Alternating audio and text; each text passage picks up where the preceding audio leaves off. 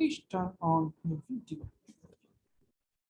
So we may continue to next chapter. Thank you for turning on your video. Master Sayyid Mohid Akhtar Chehdi, please turn on your video. So we may further continue our new chapter, the Quit India Movement. Video रुक गया। Video रुक गया, धक्का लगाओ, video को धक्का लगाओ। हम वीडियो को वहां तक ला कर रहेंगे। वीडियो मोहित का घर छोड़ो, मेरे घर में आओ। अंग्रेजों भारत छोड़ो के बाद चलेगा वीडियो मोहित का घर छोड़ो, हमारे कंप्यूटर में आओ।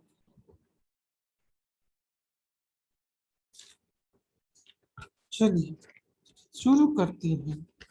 सबसे छोटा चैप्टर, इतिहास में सबसे छोटा चैप्टर, इतिहास की बुक में। ठीक है, इतिहास मतलब कि पूरे हिस्ट्री में सबसे छोटा चैप्टर नहीं है, सबसे छोटा चैप्टर इतिहास। ठीक है, इतिहास की किताब क्विट इंडिया मूवमेंट। इसमें तो हमें अंग्रेजों भारत छोड़ो का नारा देना पड़ा। तो अंग्रेज बोलते रहे होंगे, हम भारत नहीं छोड़ेंगे, हम तुमको छोड़ेंगे और तुम्हारे ऊपर राज करेंगे। ठीक है, तो अब शुरू हुआ क्विट इंडिया मूवमेंट का प्रोग्राम शुरू हुआ। मोहित रिज्वाइन कर रहे हैं। अच्छा, आ गए, आ जाओ भाई। चलिए स्टार्ट करते हैं। क्विट इंडिया मूवमेंट सिस्टम शुरू हुआ कि मतलब अंग्रेजों भारत छोड़ो, बहुत हुआ सम्मान तुम्हारा, अब निकलो यहाँ से, विद रिस्पेक्ट गेट आउट। ठीक है, तो क्विट इंडिया मूवमेंट स्टार्ट हुआ। आइए देखते हैं event leading to the quit India movement. क्या क्या कारण थे जिससे क्विट इंडिया मूवमेंट शुरू हुई। रेजिग्नेशन ऑफ कांग्रेस मिनिस्ट्री, जितने भी मिनिस्टर्स थे, जितने भी मेंबर्स थे लेजिस्लेटिव के, लेजिस्लेचर के, सब ने अपने त्याग पत्र थमा दिए थे अंग्रेज सरकार को और कहीं ना कहीं अपने पदवी छोड़ दी थी। The second world war broke out in September 1939। पहला विश्व युद्ध में कुछ वादे किए गए थे अंग्रेजों के द्वारा जो कि पूरे नहीं हुए, और उसके बाद ही क्या हो गया, कोल्ड वॉर हुआ। कोल्ड वॉर के बाद हो गया सेकेंड वर्ल्ड वॉर। अब फिर से अब ऐसा समय आ गया कि अंग्रेजों को भारतीय सैनिकों की मदद चाहिए। फिर अब ऊंट पहाड़ के नीचे आ गए, फिर से अब अंग्रेज मिमियाना शुरू करेंगे। देखिए, फिर when Nazi Germany invaded Poland, Britain and France went to Poland and aid and declare war on Germany. जब जर्मन में नाजीज जो क्या किए, उनने कहीं ना कहीं पोलैंड के ऊपर अटैक करके उसके एरियाज पे कब्जा कर लिया था, तो जो फ्रांस और ब्रिटेन था वो जाके अटैक किया जर्मनी के खिलाफ और वर्ल्ड वॉर डिक्लेयर हो गया, वॉर डिक्लेयर हो गया, क्योंकि सारा विश्व उसमें इन्वॉल्व हो गया था। The British government of India immediately join the war without consulting the international Congress. और जो भारत की अंग्रेज सरकार थी वो इस वर्ल्ड वॉर को तुरंत ज्वाइन कर ली, तुरंत ही अपना दौड़ते दौड़ते वहां पहुंच गई, बिना कांग्रेस के लीडरों से पूछते हुए। यहाँ के नेताओं को थोड़ा सा भी भाव नहीं मिला और बिना भाव दिए वहां चले गए, जाके लड़ने के लिए तैयार हो गए। ठीक है, क्या लड़ने के लिए, वर्ल्ड वॉर। ठीक है, नेक्स्ट बात करते हैं। फिर वर्ल्ड वॉर लड़ने के लिए विदाउट कंसल्टिंग नेशनल कांग्रेस और elected members eight of the central legislature. ना कांग्रेस के मुखियाओं से बात की, ना जितने मेंबर थे लेजिस्लेटिव असेंबली में उनसे कोई बात की, सीधा जाके वर्ल्ड वॉर पार्टिसिपेट करने लगे। तो Congress leader asked how it has possible for enslaved nation to aid the other in their fight for freedom. तो कांग्रेस के नेता कहते हैं कि कैसे एक गुलाम राष्ट्र दूसरे देश को आजाद कराने के लिए लड़ सकता है। जो हमारा खुद का देश गुलाम में है, तो हम दूसरे देश के यहाँ जाकर के उनको कैसे आजाद करा सकते। जर्मनी से हम पोलैंड को क्यों आजाद कराएं जब हम खुद ही गुलामी झेल रहे हैं। तार्किक प्रश्न था। ठीक है, हमें लगता है सब लोग तारक मेहता का चश्मा देख रहे थे, यह तार्किक प्रश्न पूछ रहे हैं। चलिए next, they therefore demanded the India must be declared free or at least had effective powers before it could actively participate in the war. अब मैंने कहा ना, ऊंट पहाड़ के नीचे आ चुका, अभी तक जो अंग्रेज फड़फड़ा रहे थे वो सारे पर कट चुके। अब सीधी सी बात है कि जो है अब कहीं ना कहीं फड़फड़ाना शुरू कर दिए थे। तो अब सीधी सी बात ये थी कि अब अगर अंग्रेजों को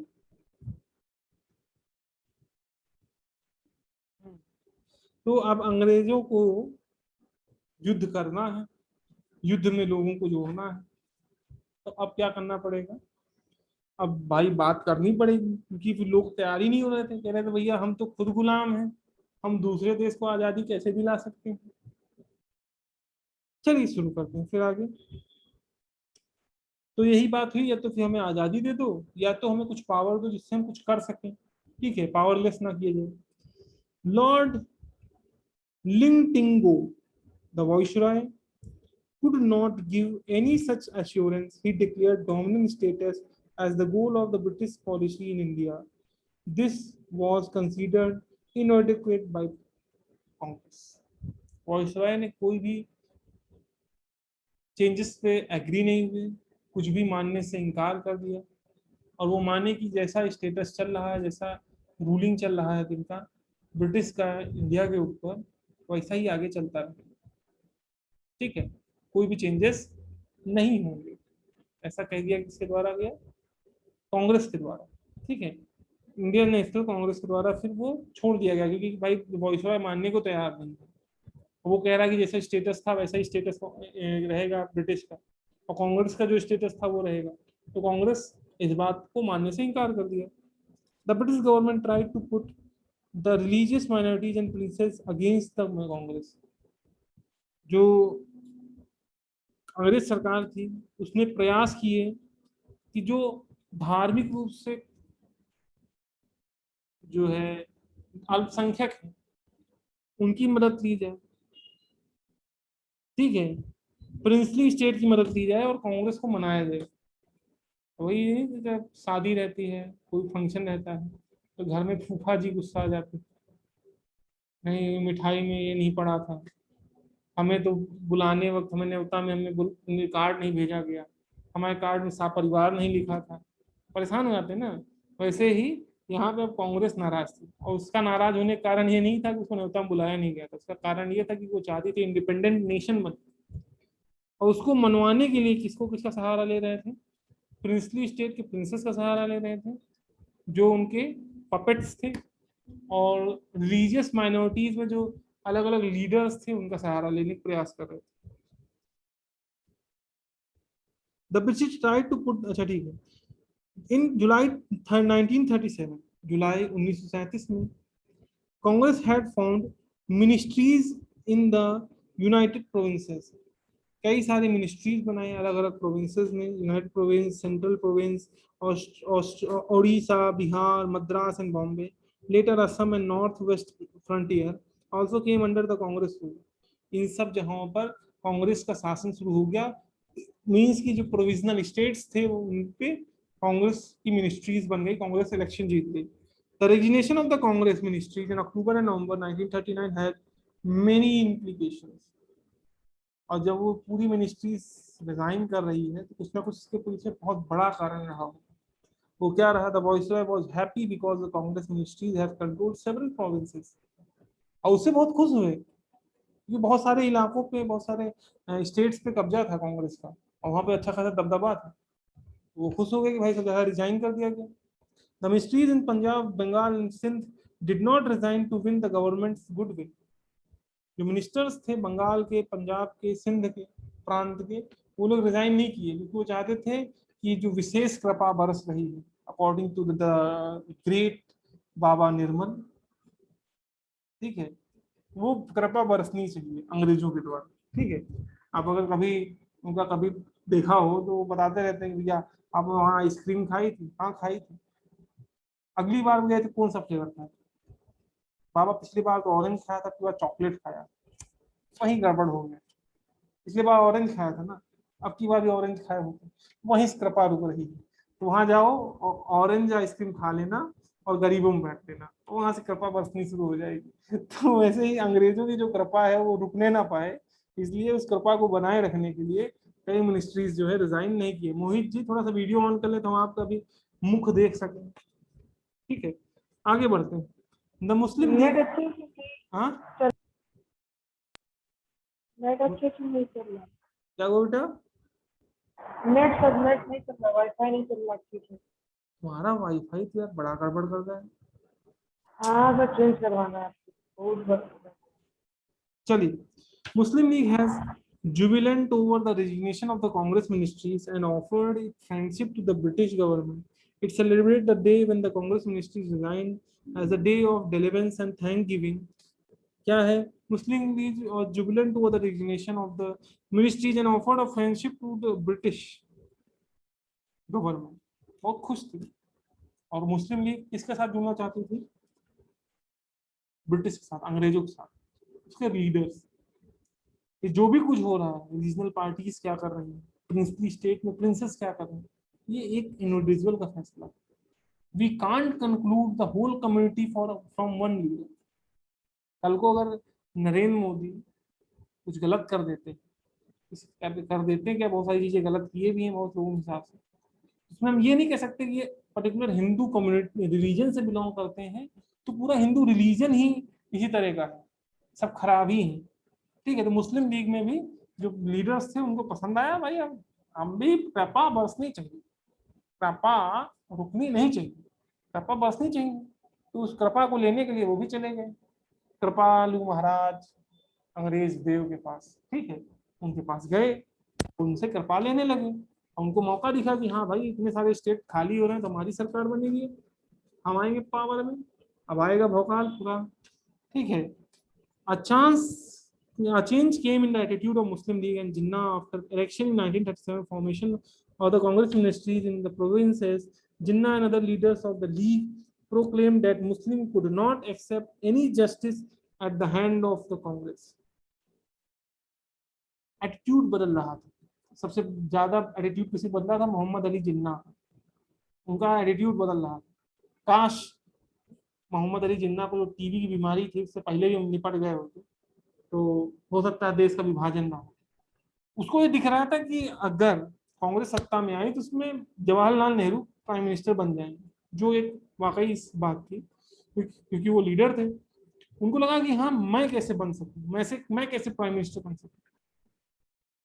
उस चक्कर में ये अब ये कांग्रेस के खिलाफ जाने लगे और ये सोच लिए कि ये बताने लगे, लोगों के बीच में बात फैलाने लगे कि हम उम्मीद नहीं करते हैं कोई भी प्रकार की न्याय होगा, किसी प्रकार का न्याय किया जाएगा कांग्रेस के द्वारा। तो मीन्स कांग्रेस को has to form a government by Congress, उसको एक्सेप्ट करने से एक तरह से इनकार कर दिया Mohammad Ali Jinnah. In 1940, the Muslim League passed a resolution demanding the partition of the country.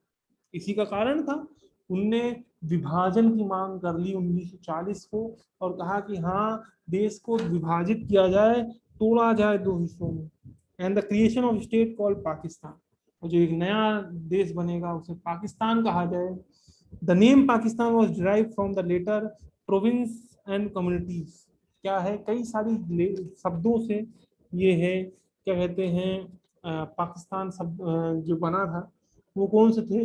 That new country compromise में कौन कौन से थे? पंजाब, अफगान, कश्मीर, सिंध और बलूचिस्तान का तान, तो हो गया पूरा पाकिस्तान। ठीक है, P for Punjab, A for Afghan, K for Kashmir, S for Sindh और बलूचिस्तान का TAN तान, तो बन गया पाकिस्तान। ठीक है, जिन्ना proclaimed that a division of India into two autonomous state was only solution of Indian problem। यानी जो भारत में दिक्कत ये बढ़ रही है, और ये दिक्कत है कि कहीं ना कहीं परेशानी बढ़ रही है कि लोग एक नहीं हो पा रहे, यूनाइट नहीं हो पा रहे हैं, मुस्लिम लीग और कांग्रेस यूनाइट नहीं कर पा रही, माइनॉरिटीज नहीं यूनाइट कर पा रहे। तो इसलिए उन्होंने कहा कि हाँ भाई, अब इसका एक सीधा तरीका है कि हम एक अलग से एक राष्ट्र, दो राष्ट्र बना दें और उससे जो ये प्रॉब्लम है उसका हल मिल जाएगा। फिर कवायद तेज हो गई विभाजन को लेकर। अब अगस्त ऑफर आया। अगस्त ऑफर क्या है? A change of government took place in Britain in May 1940। अब देखो, ये जो चीजें हो रही थी, अगर हम कभी भी वर्ल्ड की हिस्ट्री पढ़ें तो 1940 तक वर्ल्ड वॉर सेकेंड चल रहा था, फिर उसके बाद वो खत्म हुआ 45 में, यूनाइटेड नेशन बना। तो ये कहीं ना कहीं ब्रिटेन की थू होने लगी थी कि तुम दूसरे देश को कोई अगर कॉलोनी बना रहा है तो वहां जाके तुम लड़ाई करके इसको आजाद करा रहे हो, और तुम खुद अलग अलग जगह पे कॉलोनी बना के रखे हुए, इंडिया को कैप्चर करके बैठे हुए। ठीक है, तो ये समझ सकते हो कि ये बड़ी खिल्ली उड़ रही थी, या हमें एक तरह से कहें बहुत दबाव पड़ रहा था, इंटरनेशनल प्रेशर भी पड़ रहा था, इसीलिए नए नए ऑफर भी आ रहे हैं। ठीक है, वो भी एक कारण है। मैं नहीं कह रहा हूँ यहाँ के रेवोल्यूशनरी ने कुछ नहीं किया, किया था, लेकिन इंटरनेशनल प्रेशर भी पड़ रहा था अंग्रेजों के ऊपर। क्या था देखिए, a change of government to place in Britain, सरकार में परिवर्तन होता है अंग्रेज सरकार के यहाँ ब्रिटेन में। ठीक है, 1940 1940 Winston Churchill became the prime minister and Ambre took over as secretary of state of India. जो विस्टन चर्चिल थे वो प्राइम मिनिस्टर बने, और एम्ब्रे जो थे वो क्या थे, वो भारत के सेक्रेटरी ऑफ स्टेट, नए सेक्रेटरी ऑफ स्टेट नियुक्त किए गए। The war situation in Europe worsened the fall of France and the danger of Nazi occupation of Britain temporarily softened the hard stance of the Congress. On June 1, 1940, Gandhi declared, "We do not seek our independence out of the British rule." अब अंग्रेज फिसड्डी हो रही थी, एक तरह से कहते हैं हारने वाली थी, कंडीशन बहुत खराब थी, वो जीत नहीं पा रहे थे। तो गांधी गांधी जी ने अब यहाँ पे एक इमोशनल प्ले कर दिया, अरे हम आजाद नहीं हो सकते हैं अंग्रेजों को बर्बाद कर। क्यों? क्यों? उनको पता था कि अगर हम इनका अभी बुरे समय पर हम साथ नहीं देंगे और ये जीत गए तो हमें फिर से कभी इंडिपेंडेंस नहीं मिलेगी। तो अगर आज इनको बुरे समय पर साथ दें, हो सकता है हमें इंडिपेंडेंस मिल जाए। तो गांधी जी ने क्या कहा कि we do not seek our independence, हम अपने आजादी का सपना नहीं देख रहे हैं out of the British rule, जिसमें अंग्रेज तबाह हो जाए। क्यों? क्योंकि आपको पता होना चाहिए उस समय जापान बड़ा उत्पात मचाया हुआ था, और जापान से इंडियन नेशनल आर्मी स्विट्जरलैंड तक पहुंच चुकी थी, और वो अटैक करने वाली थी इंडिया पे। तो ये डर था कि पता चला अंग्रेज तो अंग्रेजों से हम फ्री हो जाएं और फिर पता जापान की गुलामी करनी पड़ जाए। इस वजह से कहीं ना कहीं गांधी जी ने ये वर्डिंग्स बोले that we do not seek our independence, अपनी आज़ादी ऐसे नहीं देख रहे हैं कि हम ब्रिटेन को बर्बाद करके तब आज़ाद। The international compensation forced the British government and the British Indian government to seek some settlement over understanding with the Congress. मैंने बोला ना, अंतरराष्ट्रीय दबाव और उनके देश का खुद का दबाव, ये सेटलमेंट करना आना चाहता था कांग्रेस और अंग्रेज सरकार के बीच में। ऑन अगस्त 8 1940, अगस्त 8 1940 को, on the evening of the battle of Britain, अंग्रेजों की यहाँ जो युद्ध चल रहा था उस दिन, उस शाम को Lord Linlithgow, the viceroy, made a new offer as the August offer. जो यहाँ के वॉइसराय थे, उन्होंने एक नया ऑफर दिया कांग्रेस को कि कैसे हम इंडिपेंडेंट करना चाहते हैं, आजाद करना चाहते हैं। उसको न कहा गया अगस्त ऑफर कहा गया। The Congress rejected the offer because minority, especially the Muslim League, was assured that no constitutional scheme would be acceptable to the government unless and until it was agreed to by the minorities. The Muslim League did not accept the offer as it did not give a clear assurance of establishment of Pakistan. अब इसमें दोनों लोग ने reject कर दिया, मुस्लिम league ने भी, कांग्रेस ने, क्योंकि एक ने कहा कि माइनॉरिटी को तवज्जो दिया जा रहा है, और क्या कहते हैं कम्युनलिज्म खतरे में है। एक मैंने फोटो भेजी है, हाँ, ग्रुप पे फोटो भेजी, देखिए कोई मीटिंग थी, इसने भेजा है। वो ज्वाइन नहीं हुआ।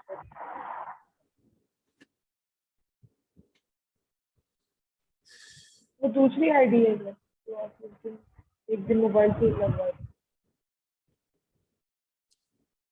हम टैग कर रहे हैं, उनको दिख नहीं रहा है क्या टैग करने के बाद कौन सी मीटिंग आईडी को हम टैग कर रहे हैं?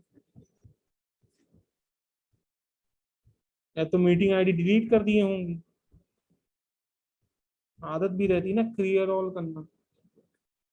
चलो ठीक है, हम भेज दिए, देखेंगे अपना तो ज्वाइन करेंगे।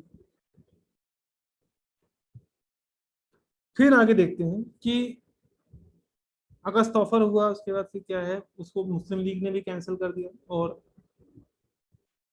इंडियन नेशनल कांग्रेस, क्योंकि इंडियन नेशनल कांग्रेस का ये कहना था कि कोई भी फैसला लेना तो हम अपने उस पर कर ही नहीं सकते, हर बार माइनॉरिटीज का कंपल्सन कर दिया गया है, या उनको जो और माइनॉरिटीज है उनको वो नहीं दिया गया है।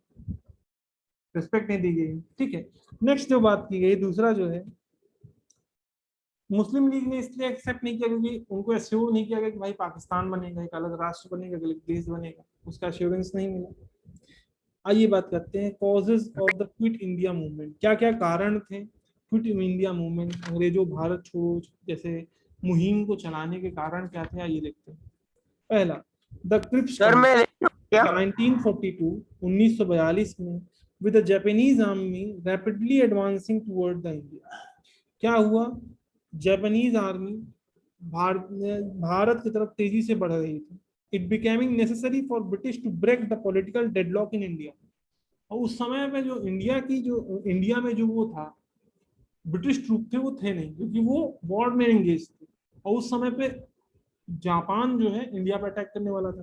तो उस समय जो डेडलॉक, पॉलिटिकल डेडलॉक बना हुआ था, बहुत सारी दिक्कतें बनी हुई थी कांग्रेस और सरकार के बीच में, उसको तोड़ना बहुत जरूरी था। क्यों, क्योंकि अब यहाँ पे अगर इंडियन सोल्जर्स हेल्प नहीं करेंगे तो हो सकता है कि वो जापान उनको ब्रिटिश को खदेड़ दे और या हरा दे। ठीक है, तो Churchill announced in 1942 that the Sir Stafford Tripp, a member of the war cabinet, would go to India for the consultation with all the parties. The Trips Commission proposed the following constitutional reform. Viceroy ने बोला कि हाँ, वो जो कौन है, वो consultant है, वॉर कंसल्टेंट है, वो आएंगे इंडिया में, वो अलग अलग पॉलिटिकल पार्टीज से मिलेंगे, और उसके बाद उन्हें क्या क्या चीज रिफॉर्म करने के लिए तैयार हो गए वो देखते हैं।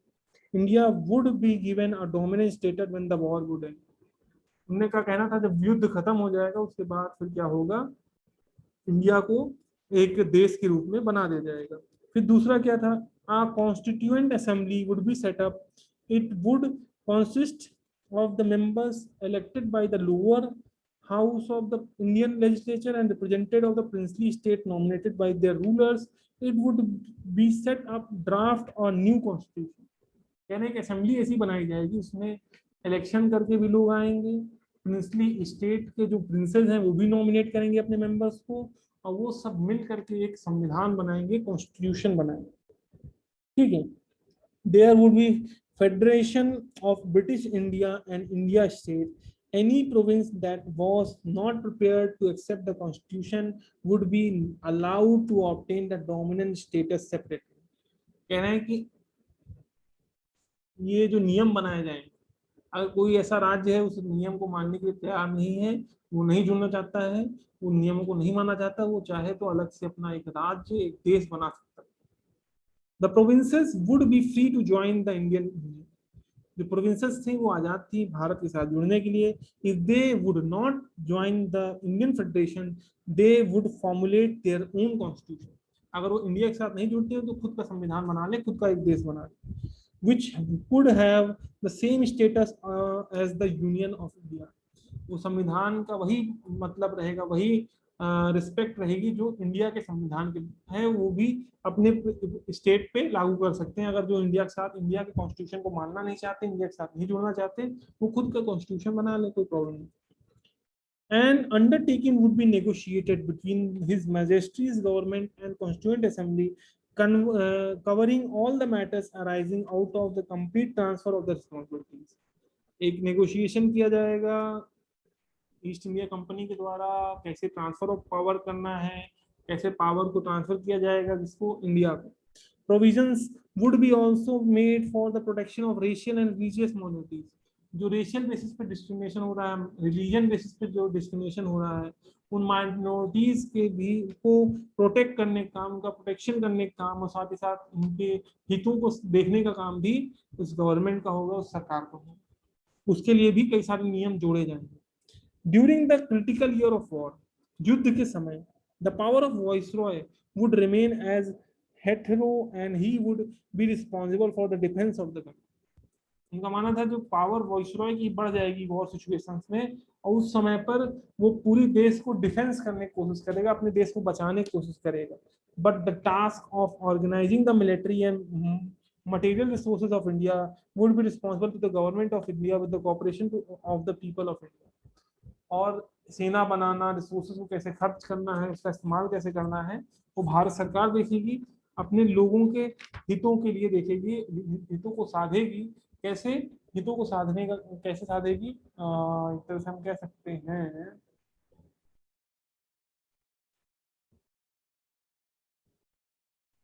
हितों को साधेगी लोगों के साथ कोऑपरेट करके।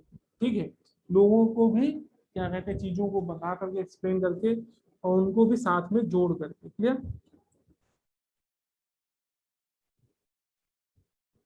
Is that clear? Yes sir. Yes, sir. आगे बात करते हैं फेलियर ऑफ क्रिप्स मिशन। मैंने बोला कि क्रिप्स मिशन भी फेल हो गई। अगर ऐसा होता तो तभी भी डिवीजन नहीं हुआ था। तो क्रिप्स मिशन का फेलियर क्या, क्यों हुआ, कैसे हुआ, आइए वो भी देख लेते हैं, समझ लेते हैं क्रिप्स मिशन का फेलियर क्या है। The Cripps mission did not bring with it the promise of independence in the near future. Cripps mission ये कभी नहीं बता रहा था कि हाँ आज आने वाले भविष्य में उसे आजाद किया जाएगा, फ्री किया जाएगा। डोमिनेंस स्टेटस देना, पावर्स देना, सब बात हुई थी, लेकिन उसमें फ्रीडम की बात नहीं हुई थी, इंडिपेंडेंस की बात नहीं हुई थी। The plan involve partitioning the country. इसमें पार्टीशन भी हो रहा था। अगर कोई राज्य जो है वो कहीं ना कहीं मानने को तैयार नहीं होगा, ठीक है, कहीं ना कहीं गवर्नमेंट को मानने को तैयार नहीं हुआ, तो उसे क्या किया जाएगा, सीधी सी बात है, उसे खुद का एक अलग डोमिनेंस बनाने का, डिवीजन करने का अधिकार दिया गया था। तो ये भी एक दिक्कत वाला काम है। ठीक है, the League oppose the creation of the single union. The proposal did not accept Pakistan specially, they did not grant the right of self determination to the Muslims. क्या है, मुस्लिम लीग ने इसका पुरजोर विरोध किया, क्योंकि मुस्लिम लीग का जो डिमांड थी एक अलग जो है राष्ट्र बनाने की, पाकिस्तान, वो नहीं बना। सिर्फ और सिर्फ क्या है, अलग अलग कई सारे जो है पार्टीशन तो हो रहे थे, लेकिन अलग अलग स्टेट्स के हो रहे थे, ना कि कोई एक स्टेट के बजाय एक नेशन बनाने की बात की गई हो। ऐसा कुछ देखने को नहीं मिला। The Hindu Mahasabha rejected proposal because it fear the partition of the country. जो हिंदू महासभा थी वो भी पुरजोर विरोध किया, क्योंकि वो देश का विभाजन नहीं चाहती थी। The Sikh and the Anglo-Indian, the Indian Christian and the labor leaders also opposed them because they did not provide sufficient safeguard to their interest. जो सिख थे, जो अंग्रेज भारतीय में बस गए थे, उनकी बात करें, जो क्रिश्चियंस थे, जो लेबर थे, वो लोग भी इसका अपोज किए, क्योंकि इन लोगों के जो इंटरेस्ट थे, इनके लोग के जो आवश्यकताएं थी, उनको साधा नहीं जा रहा था, उनको देखा नहीं जा रहा था सरकार के द्वारा। ठीक है, the people of the princely state had no right to send their representative to the proposed constitution making body. Princely state के जो लोग थे उनको भी दिक्कत थी, क्योंकि उनका प्रपोजल नहीं किया गया था कि हाँ वो भी जाके संविधान बना सकते हैं, उसमें भी सहभागिता उनकी हो सकती है, रिप्रेजेंटेशन कर सकते हैं। Their representative were to be selected by the rulers. वो उनके रिप्रेजेंटेटिव भी चूज करने का अधिकार उनको दे दिया गया था, रूलर के द्वारा, शासक के द्वारा। ठीक है, the Congress was oppose to the principle of non extension of the provision. Gandhi ji opposed the declaration and urged the working committee to reject it. Mahatma Gandhi described the CHIPS proposal as the post-date check on a failing bank. Gandhi ji ने अभी इसका विरोध किया, कांग्रेस ने विरोध किया, वो लोग डिवीजन नहीं चाहते थे। और गांधी जी ने कहा ये एक चेक की तरह है, जो कि एक ऐसे बैंक में जाएगा जहां पे इसका फेल होना, बाउंस होना 100% तय है। क्योंकि भाई आप क्या है, आप जैसे रहता नहीं कि आपके पास पैसे नहीं है, आप सब कुछ भूल गए, आपके पास चेक है तो पोस्ट डेटेड चेक दे देते, भैया आप आगे चल के हमारे खाते से निकाल लेना। तो चेक तो दे रहे हैं, लेकिन एक ऐसी बैंक का दे रहे हैं वो खुद ही फेल कर गई है, तो कैसे हमें फ्रीडम कैसे दिलाएगी। जापानीज थ्रेट, जापान का थ्रेट था, आइए उसकी बात करते हैं। The war situation was discouraging in 1942। The Japanese army discouraging in 1942। Japanese army had attacked the Burma, Myanmar and was marching toward Assam. Gandhi ji observe, क्या हुआ, बहुत ज्यादा डरावनी कंडीशन चल रही थी, क्योंकि जापान की जो सेना थी, जिसमें आपके Subhash Chandra Bose, Indian national army सब क्रिएट किए थे, आपने सुना भी, पढ़ा भी, वो तेजी से बढ़ रही थी, किसकी तरफ, इंडिया की तरफ बढ़ रही थी, बर्मा में अटैक करके वो असम की तरफ बढ़ रही थी। The presence of British in India is invitation to Japan to invade India, their withdrawal remove the weight. Gandhi ji ने माना कि अंग्रेजों का रहना कहीं ना कहीं एक इन्विटेशन है, मीन्स न्योता है किनका, फूफा जी का। ठीक, कौन से फूफा जी का, ये न्योता है जापानीज फूफा जी का, ठीक है, सिंचो नहीं, सिंचो छाछा नहीं करते, कुछ और करते हैं, ठीक है, तो वो लोग आ सकते हैं। अगर उनको रोकना है तो उनको हटाना जरूरी है, अंग्रेज यहाँ से। The Indian leaders were anxious to save their country from the Japanese invasion, but their slavery was hindrance. Gandhi क्या है, वो चाहते थे अपने आप को बचाना, जिस जापान के ऊपर अटैक करके वहां पर राज ना बना सके, लेकिन उनके पास एक बड़ी प्रॉब्लम जो थी, वो प्रॉब्लम ये थी कि वो अभी भी एक गुलाम के रूप में एक ऐसे देश में थे, गुलामी झेल रहे थे, ठीक है। Gandhi ji and other leaders convinced that this situation called the complete independence from the British immediately. Gandhiji, India's safety and Britain too lies in orderly and timely British withdrawal from India. So they decide to launch a movement called the British upon the British to quit India movement. Gandhi ji समझ चुके थे अंग्रेजों को सीकर हटाना जरूरी, क्योंकि आपको मैं बता दूं इतना पावरफुल था जापान उस समय पर, अच्छे खासे देश को हरा के रखा था, चाइना पे कब्जा करके था, चाइना में उसकी कॉलोनी थी। आज चाइना जो फड़फड़ा रहा है और जापान को आंख दिखा रहा है, चाइना में एक समय कॉलोनी थी जापान। और सीमा में जब एक बार बॉम्ब गिरा, उसके बावजूद भी सरेंडर नहीं किया, फिर जाके नागासाकी में एक और बम गिराया गया एटॉमिक बम, तब जाके उसने सरेंडर किया कि भाई अब अनकंडीशनली हम वॉर खत्म कर रहे हैं, हमें कोई प्रॉब्लम नहीं। जापान इतना पावरफुल था, ठीक है। आप ये सोचो जिसके यहाँ पे पूरे विश्व में एटॉमिक बम दो देश में गिरा, एक देश में दो जगह गिराए गए, जापान में हिरोशिमा नागासाकी, उसके बावजूद भी वो कंट्री डेवलप्ड है। मैं आपको बता दूं यहाँ का 1 रुपए जापान का 1.5 के हिसाब से होता है, मीन्स कि हमसे भी कमजोर है उनका पैसा, तभी भी एक डेवलप्ड कंट्री है। कैसे पावरफुल कैसे बना हुआ, वो अपने यहाँ की एजुकेशन इंफ्रास्ट्रक्चर को सुधार के रखे, हेल्थ केयर सर्विसेज फैसिलिटीज को सुधार के रखे, इसलिए आज एक डेवलप कंट्री। तो इतना पावरफुल था कि अंग्रेज उससे हारने वाले थे, ये तो तय था। तो गांधी जी को पता था अगर ये अंग्रेज जब तक हटाए नहीं जाएंगे, जैसे बिल्ली, सॉरी बिल्ली कह रहे, जहाँ चूहे को मारने के लिए तो जो एक आता है चूहे का जो आता है कैच करने वाला, उसमें रोटी डाले रहते हैं, वैसे अंग्रेज में हमारे देश में रोटी की तरह लटके हुए थे कि वो जापान वाला चूहा जरूर आएगा, ठीक है। अगर उनको हटाना है वो ना आए तो रोटी हटानी पड़ेगी, अंग्रेजों को भगाना पड़ेगा। इसलिए फिर गांधी जी ने नारा दिया कि बहुत इनको भारत की सुरक्षा इसी में है जब अंग्रेजों को यहाँ से निकास किया जाए, और इसीलिए फिर अंग्रेजों के लिए क्विट इंडिया मूवमेंट चला, अंग्रेजों भारत जो छोड़ो जैसे मुहिम चलने लगी। In 1942, the failure of the Chips mission left no further meeting ground between British and the government and the Congress. 1942 में जब फेल हो गया चिप्स मिशन, तो कोई भी मीटिंग नहीं हुई ना कांग्रेस के बीच में और अंग्रेजों के बीच कोई मीटिंग नहीं हुई। Mahatma Gandhi felt the British presence in India was the invitation to Japan and invade India, and that their withdrawal would be remove the bait, and he therefore asked the Britain to leave India in the God's hand. Gandhi ji को पता था अंग्रेजों का यहाँ रहना एक तरह से इन्विटेशन है, न्योता है, बुलावा है, जापान के लोगों का यहाँ पे अटैक होना तय है, यहाँ पे वो अटैक जरूर करेंगे, यहाँ पे लूट मार जरूर होगी। उसके रोकने का सीधा साधारण तरीका है कि उनको तुरंत भारत देश से निकाल दिया जाए, लीव कराया जाए, छोड़ दिया। इसीलिए गांधी जी ने कहा भी कि जो भारत का जो भी भविष्य है वो भगवान के हाथ में छोड़ो, आप जाओ, क्योंकि वो एक थ्रेट के रूप में थे। जापान का आना बहुत प्रॉब्लमेटिक था। अब सोचो ऐसा होता कि अंग्रेज तो चले जाते हैं, जापान का हमारे यहाँ कब्जा हो जाता, तो फिर हम लोग सिंचो सिंछाप पढ़ते रहते हैं, ठीक है, सिंछाप ही पो करते हैं, उसको सबको सीखते हैं, उनकी भाषा सीखते रहते हैं, फिर अंग्रेजी सीख ही रहे, एक और भाषा जुड़ जाती है। फिर हम लोग कितने सब्जेक्ट पढ़ते हैं, जैसे संस्कृत है, हिंदी है, इंग्लिश है, जापानीज है, और तमिल वमिल वालों को देखो, तमिल भी पढ़ते, भोजपुरी पढ़ते, सब भाषा ही भाषा। हम तो कहते हैं आप अगर 10 सब्जेक्ट निकालो तो हमारे देश में 10 से 12 सब्जेक्ट खाली भाषा पे हो सकते हैं। चलिए The Congress Working Committee met at Wardha in July 1942. It adopted a resolution known as Quit India Resolution. The resolution stated British rule in India must end immediately.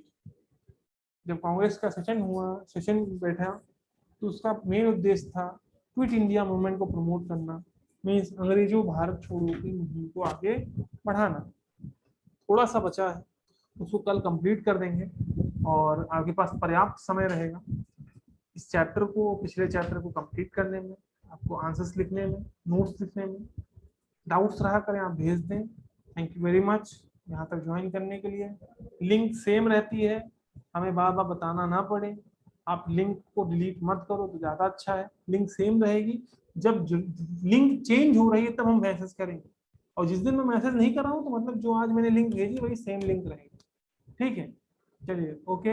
वो चेंज तब होती है जब क्या है, लाइट नहीं है, भाई बिजली का प्रॉब्लम है, लाइट नहीं है और वाईफाई चल नहीं रहा है, तो लैपटॉप का लोड तो मोबाइल फोन उठा नहीं पाएगा, मोबाइल फोन का फिर लिंक आईडी भेजते हैं। ठीक है, thank you very much, good bye everyone, take care.